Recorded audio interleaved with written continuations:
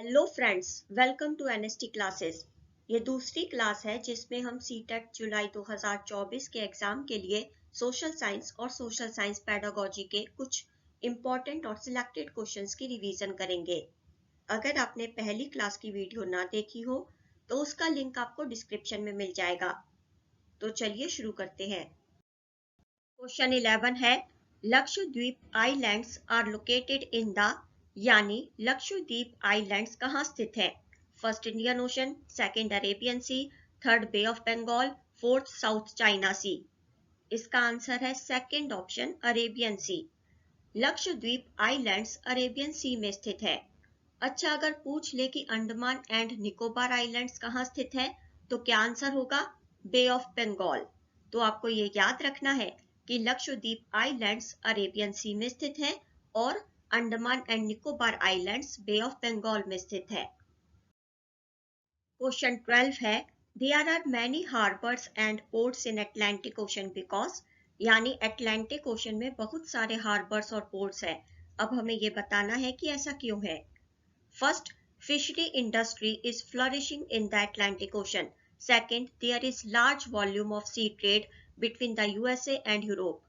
Third, the coastline of the Atlantic Ocean is highly indented. Fourth, the coastline of the Atlantic Ocean is very shallow.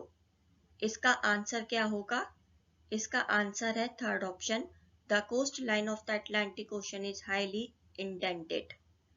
सबसे पहले समझो कि indented coastline का क्या मतलब है। इंडेंटेड कोस्टलाइन यानी दांतेदार समुद्र तट।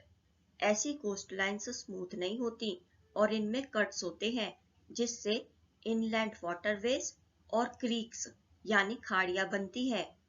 अटलांटिक ओशन में इस तरह का इंडेंटेड पैटर्न है जो इसे नेचुरल हार्बर्स के लिए उपयुक्त बनाता है। इसलिए अटलांटिक ओशन में बहुत सारे हार्बर्स और पोर्ट्स हैं। मैंने आपको समझा दिया है, पर यह याद रखना है कि why there are many harbours and ports in Atlantic Ocean, because the coast line of the Atlantic Ocean is highly indented. Question 13, the national curriculum framework 2005 suggest that social science must link a child's life at school with. हमें बताना है कि NCF 2005 के अनुसार social science को school में बच्चों के जीवन को किससे जोड़ना चाहिए? First, bookish knowledge, second, teachers expectation, third, life inside the classroom, fourth, life outside the classroom. इसका आंसर देखते हैं। इसका आंसर है fourth option, life outside the classroom.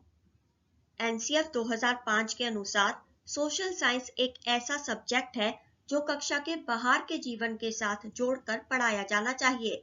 इससे क्या होगा कि सोसाइटी कैसे और किस तरीके से काम करती है, बच्चों को इसकी प्रैक्टिकल नॉलेज मिलेगी। तो आपको ये याद रखना है कि एनसीएफ 2005 के अनुसार सोशल साइंस को स्कूल में बच्चों के जीवन को किससे जोड़ना चाहिए? कक्षा के बाहरी जीवन से, यानी life outside the classroom. Question 14 है, अकॉर्डिंग टू अर्थशास्त्र during Mauryan period north west was important for, यानी अर्थशास्त्र के अनुसार मौर्य काल में नॉर्थ वेस्ट किसके लिए महत्वपूर्ण था? First, cotton, second, blanket, third, gold and precious stones, fourth, silver and copper. इसका आंसर है सेकंड ऑप्शन, ब्लैंकेट। ये याद रखना कि अर्थशास्त्र के अनुसार मौर्य काल में नॉर्थ वेस्ट ब्लैंकेट के लिए महत्वपूर्ण माना जाता था। Question 15, in Subhash Kumar versus state of Bihar 1991 the supreme court held that the. हमें बताना है कि सुभाष कुमार बनाम बिहार राज्य 1991 में सर्वोच्च न्यायालय यानी सुप्रीम कोर्ट ने क्या माना? First, right to life includes the right to the enjoyment of pollution-free water and air. Second, right to freedom of religion does not include criticizing the other religions. Third, right to equality should force private companies to provide reservation in jobs. Fourth, right to freedom includes expressing criticism of the government. इसका क्या answer होगा? इसका answer है first option, right to life includes the right to the enjoyment of pollution-free water and air. इसे समझते हैं। सुभाष कुमार बनाम बिहार राज्य 1991 में सर्वोच्च न्यायालय ने यह माना कि जीवन का अधिकार संविधान के अनुच्छेद 21 के तहत एक मौलिक अधिकार है और इसमें जीवन के फुल एंजॉयमेंट के लिए प्रदूषण मुक्त जल और वायु का आनंद लेने का अधिकार शामिल है। तो ये याद रखना कि Subhash Kumar versus state of Bihar 1991 में सुप्रीम कोर्ट ने माना कि right to life includes the right to the enjoyment of pollution free water and air. Question 16, when is formative evaluation conducted, यानी रचनात्मक मूल्यांकन कब किया जाता है? First, at the end of the session, second, before teaching a new unit, third, at the end of a unit, fourth, during teaching learning process. इसका answer क्या होगा? इसका आंसर है fourth option, during teaching learning process. Question 17 है, what is the purpose of summative assessment of students, यानी छात्रों के योगात्मक मूल्यांकन का उद्देश्य क्या है?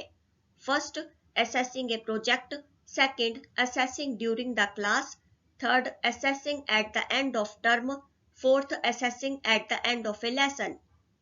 इसका आंसर है third option, assessing eight the end of term. अब आपको ये याद रखना है कि फॉर्मेटिव असेसमेंट कब किया जाता है?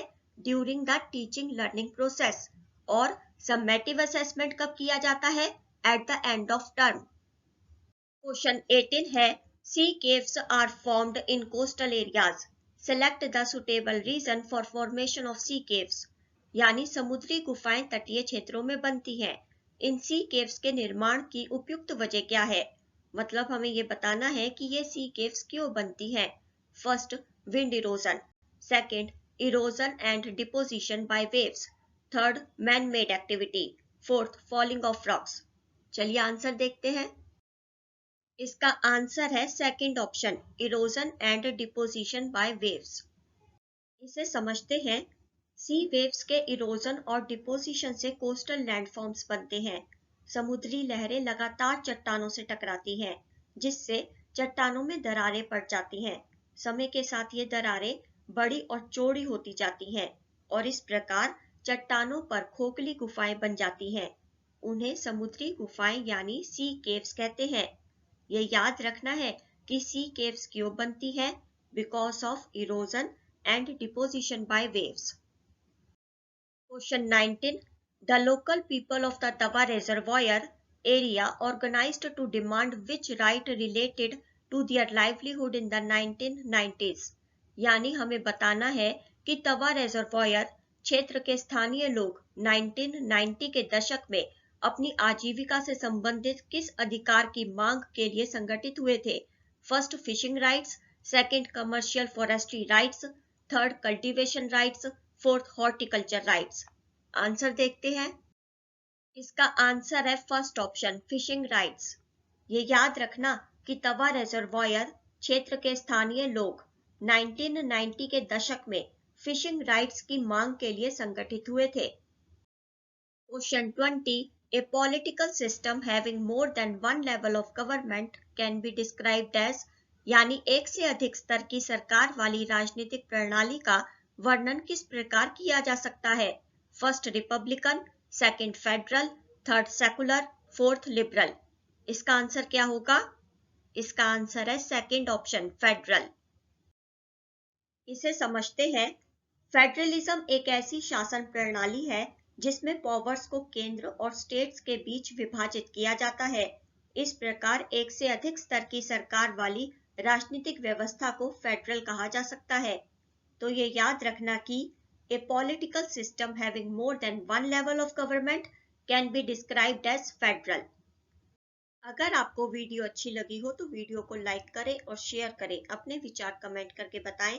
चैनल को सब्सक्राइब जरूर करें और सब्सक्राइब करने के साथ नोटिफिकेशन बेल को प्रेस करके ऑल पर क्लिक करें।